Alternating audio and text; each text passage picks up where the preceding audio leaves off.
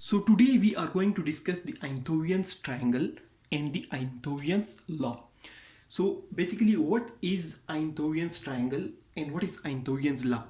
In the last lecture we discussed that the ECG or electrocardiogram or the EKG has 12 leads. 3 leads are bipolar limb leads while 9 leads are unipolar leads. The 3 bipolar leads consist of lead 1, lead 2 and lead 3, and they are known as the bipolar limb lead because they have two active leads, and both of the active leads are connected with two limbs. If both the electrodes are connected the right arm and the left arm, it makes the lead 1. If both the leads are connected with the left arm and left foot, that makes the lead 3. And if both the active electrodes are connected with the right arm and left foot, it makes the lead 2.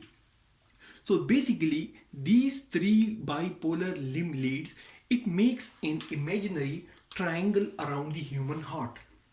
And in this triangle, the 2 arms and the left leg form the apices of a triangle surrounding the heart. So basically the 2 arms and the left leg, they are basically making the apices of a triangle that is known as the Einthoven's triangle. So here one apex of this triangle is coming from the right arm, the other apex is coming from the left arm, and the final apex is coming from the left foot. This is basically connecting the arms and the foot with the fluid that is surrounding the heart, and it is making basically an imaginary triangle. And the importance of this triangle is that these different leads provide different views of the heart. This lead 1 is looking at the heart from above, lead 2 is looking at the heart from the right side, and lead 3 is looking at the heart from the left side. So these leads not only provide information from 2 active leads, but they also provide the different images of the heart from different side. Now coming towards the Einthoven's law. The Einthoven's law state that if the electrical potential of any 2 of the 3 bipolar limb leads are known at any given instant, the third can be calculated mathematically by summing the first 2. So basically we discussed the Einthoven's triangle to calculate the Einthoven's law, which states that if we know values of 2 leads, if we know the value of 2 limb leads, 2 bipolar limb leads, we can calculate the third one. For example, in this case, the value of lead 1 is 0.5 and the value of lead 3 is 0.7. So if we combine them together, we can get the value of lead 2, that is 1.2. Similarly, looking at the ECG strip or the EKG, if we combine the voltage of lead 1 and lead 3, it will be equal to the voltage of lead 2. So on an ECG strip, if the value of lead 2 is not equal to the combined value of 1 and 3, then probably the EKG strip has not been taken correctly or the ECG leads were not properly applied.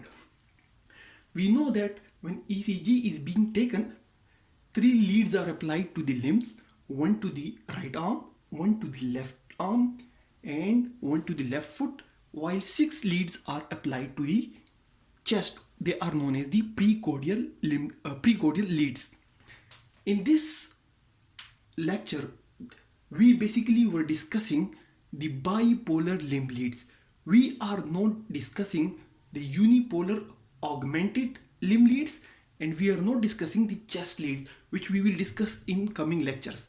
So regarding the bipolar limb leads, they make an imaginary triangle around the heart that is made of three leads.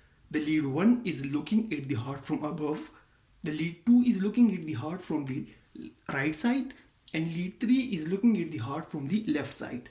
In the apices of this triangle, this imaginary triangle is made from the right arm, and left foot.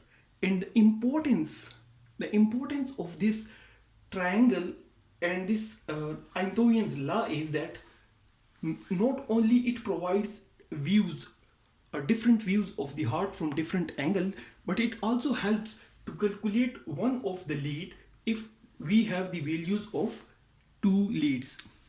Now if we talk about this value, if we talk about this value, how this value has been calculated, or how this value has been calculated, we can calculate the second, the lead 2 from these two, but how these have been calculated? So this value has been calculated by the ECG machine by combining the information from two limbs, and by combining the information it can calculate these values. But if two of these values are available to us, we can calculate the third value. So that's all about the Einthoven's triangle and Einthoven's law.